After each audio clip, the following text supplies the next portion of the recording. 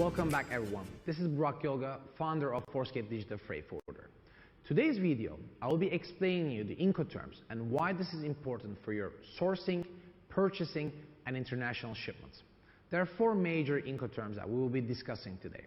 So what are the Incoterms? Incoterms are the set of rules that defines the responsibilities of buyers and sellers regardless of the origin of the country. So even if you buy the product from China, India, Turkey, Vietnam, the set of rules and Incoterms will be the same. So today I'll be explaining you the four major Incoterms. These are EXW, FOB, DDU, and DDP. Learning Incoterms and using them efficiently is an important part of international logistics and sourcing. Confirming the Incoterms both with your suppliers and freight forwarder is very important for your international shipments and international sourcing. Always make sure that your products are safe according to the correct Incoterms and you're going to pay according to the correct Incoterm. So we will be discussing the four major Incoterms and how it applies in which circumstances. So I will be explaining into the EXW, FOB, DDP, and DDU. As you can see in my presentation, these are the most common and Incoterms in 2020 that has been published. Incoterms changing every 10 years. So the last Incoterms were 2010. Now the ones we are using is from 2020. The next Incoterms will be updating in 2030. So let's start with the most important Incoterms. Let's say when your shipment is ready, your supplier will be asking you to ship the product either with their own freight forwarder or the freight forwarder you find. But let's back up a little bit, because actually when you purchase the product, asking which Incoterm applies for the pricing is very important.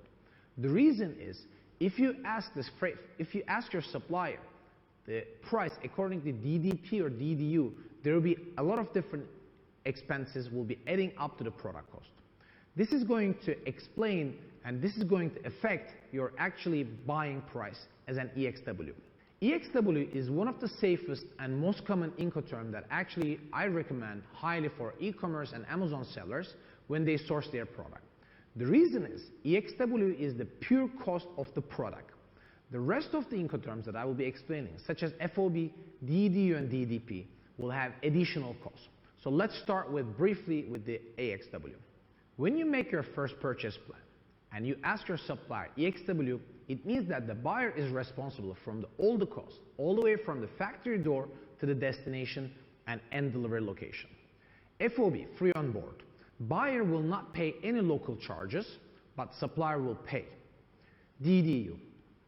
Freight forwarder will handle the full delivery and all costs, include everything, except duty and tax.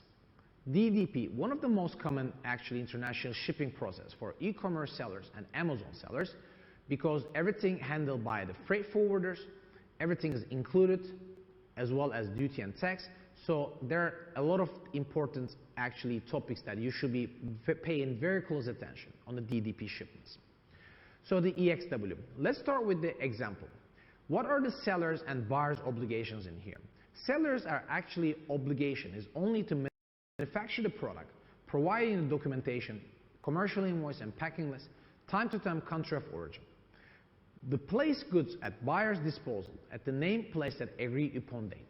It means that let's say that you are placing order of cocktail shaker and your factory will be producing the cocktail shaker and their responsibility is only delivering this product at the factory gate. So it means that your freight forwarder will be handling the entire shipping process and charging you all the costs, such as pickup fees, China local charges, ocean freight or air freight, custom clearance, destination expenses, and the local last mile delivery. So that's why when you actually ask for the freight forwarder EXW code, you need to make sure that they understand which charges they will be actually charging you. Seller's obligation is actually finishing after they finish the production and the product is actually at the factory's gate. What are the buyer's obligations? Pay the price of the goods stated in the sales contract. Provide seller with the evidence having a taken delivery. Unloading, loading at seller's location. Export license and custom formalities. Loading charges. Main carriage. Discharge on onboard carriages. And import formalities and duties. Cost of the pre-shipment agreement. So basically, when you place an order to your factory EXW, the factory's only responsibility is producing the product according to your requirements, and obviously the custom requirements and the destination requirements. And the rest of the shipping process and the international handling process needs to be taken care of the freight forwarder, and all these charges will be paid by the buyer. I highly recommend you to choose the EXW form of payment method with your supplier. The reason is, if you choose FOB, DDP or DDU, there will be a lot of different additional costs, and you will actually never understand the manufacturing costs.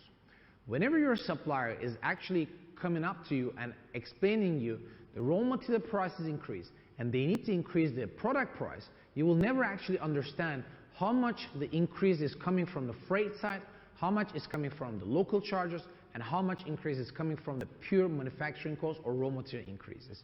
So that's why choosing the EXW type of payment term with your supplier is highly recommended. FOB. So the FOB is something that I'm sure all of you are recommended by the suppliers, because for them it's just easy to handle the local operation and local charges and add up the cost to the product cost.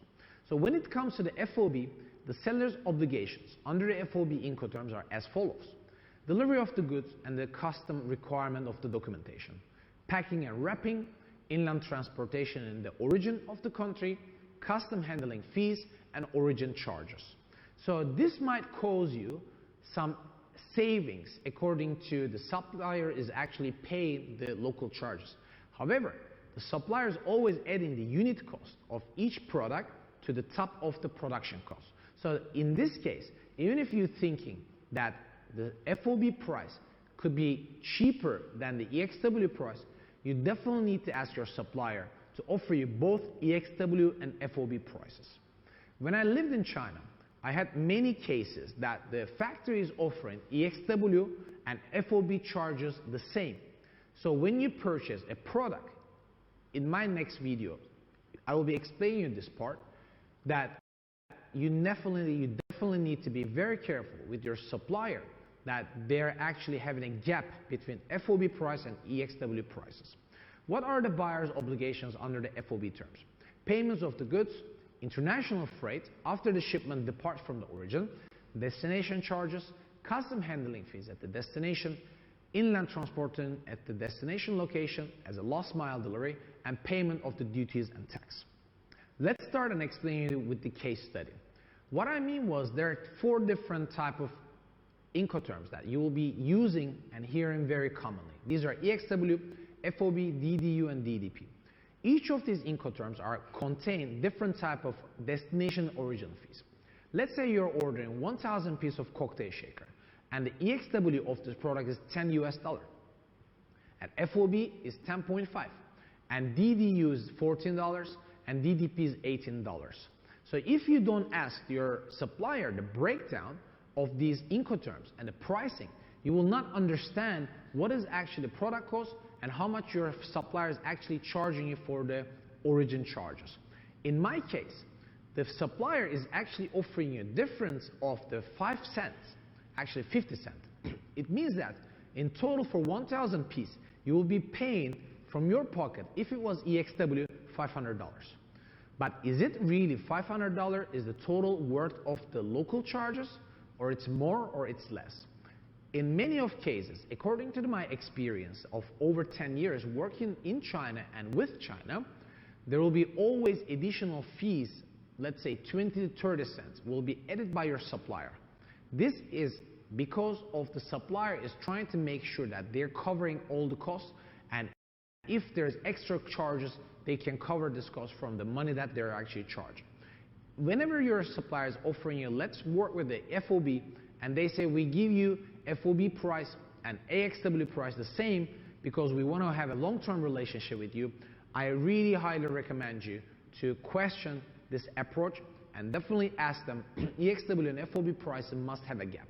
So this way you can ask your freight forwarder what is the actually 1,000 piece cocktail shakers local charges if it is less than $500 or more than $500. So this way you can actually understand the pure cost of the product and you can actually start having a lot of savings. Ask your supplier for the local charge versus the freight forwarder, and then make the comparison and choose the cheapest option for your business. According to my case study, difference between DDU and DDP can be up to $4,000. So this is a very big saving that you need to be very careful and asking the freight forwarders the right questions, and definitely choose the EXW term with your supplier and find your independent freight forwarder to ship internationally door to door. So quick tip, choosing the EXW payment term with your supplier can save you a lot of time and money. Always negotiate this Incoterm with your supplier and make sure that they're offering you comparison EXW and FOB. DDU. DDU is a very common Incoterm, which means delivery duty unpaid. This shipping term is very popular and common for large customers who has more than 20 to 25 CBM meter cubic. The reason why the big customers should be using this kind of shipment is because the freight forwarder or your supplier is handling everything internationally except duty and tax. So what are the sellers and buyers obligations are here?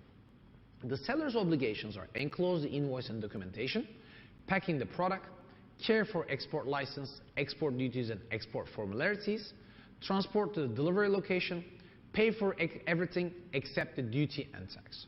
What are the buyer's obligations? Buyer normally choosing the freight forwarder or asking the supplier to do international logistics door to door, but it's not included duty and paid. So this is the reason whenever your supplier or freight forwarder is offering you DDU versus DDP, you need to be very careful and getting an explanation for your freight forwarder which costs are included and which costs are not included. DDP. I think this is one of the most popular international Incoterm right now for e-commerce sellers and Amazon Walmart sellers. The reason is actually the buyer has nothing to do with any of the freight or duty or custom clearance. Everything is included. However, you need to be very careful with your freight forwarder and asking them which HS code, which is the international custom clearance process of the tax and duty. You need to make sure that your freight forwarders is using the correct HS code according to the correct product. So these are the sellers and buyers obligations. Goods, commercial invoice or documentation is made by the supplier.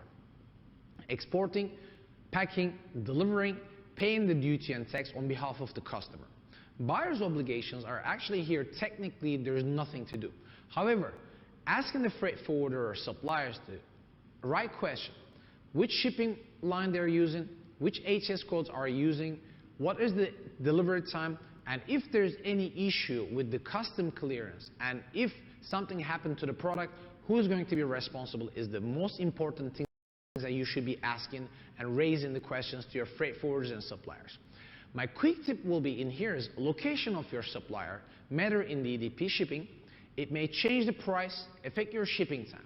So that's why when you are choosing your supplier origin, either in China or India or Turkey, definitely ask your supplier which is the closest and largest airports and seaports, and making sure if you have an option, choosing the supplier according to the distance between the factory and airport or seaport. Another tip will be here is always ask what shipping line your freight forwarder is using. An important part, it should never be missed. So in my videos, I wanted to explain you Incoterms, how it's going to help you to ask the freight forwarder and the suppliers the right questions. And most important tip in here will be, when I want to summarize this video, is how can you make sure the duties paid are according to the correct HS codes and the custom regulations. So the right answer is choose the right and correct HS code for your international shipment. One of the most important things I will be explaining in this video before I finish it is actual weight versus the volume weight. The volume weight is very important in international air shipments, because if your shipment is the volume is higher than the actual gross weight, then you will be charged by according to the volume weight of the freight company's calculations. So according to my calculations, the volume weight could be different than actually the gross weight. The way of calculation this, the volume weight, is you multiply the length, the width, and the height of the cargo, you divide to the 5,000, and you find the total CBM in meter cubic. So in my video, I wanted to explain you all the details. I hope that this video is going to help you. If you have any further questions, you can always reach out to us at sales@forscape.com. Thank you and see you in the next video.